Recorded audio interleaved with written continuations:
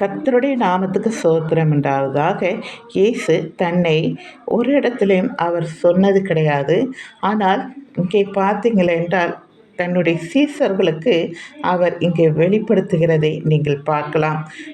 யோவான் புஸ்தகத்திலே 13ஆம் அதிகாரத்திலே 13ஆம் வசனத்திலே அவர் சொல்லுகிறார், நீங்கள் என்னை போதகர் என்றும் ஆண்டவர் என்றும் சொல்கிறீர்கள்.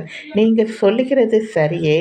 நான் அவர்தான், ஆண்டவரும் போதகரும் ஆகிய நானே உங்கள் கால்களை கழுவினது உண்டானால் நீங்களும் ஒருவருடைய கால்களை ஒருவருக்கொருவர் கழுவ கடவீர்கள் என்று இங்கு சொல்லப்பட்டிருக்கிறது.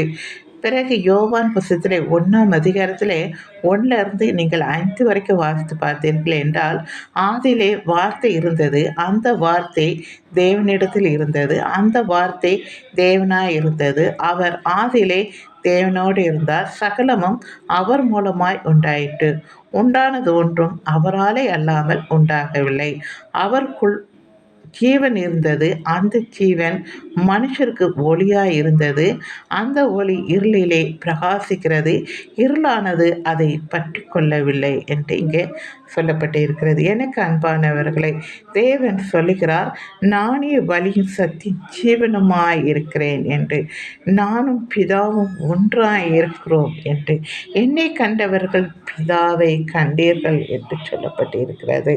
எனக்கு அன்பானவர்களை, நீங்கள் இதை விசுவாசிக்க வேண்டும். அவருடைய வார்த்தை ஜீவனுள்ளது. அவரே இங்கே தெளிவாக சொல்லுகிறார், நானும் பிதாவும் ஒன்றாய் இருக்கிறோம் என்று, என்னை கண்டவர்கள் பிதாவை கண்டீர்கள் என்று சொல்கிறார்.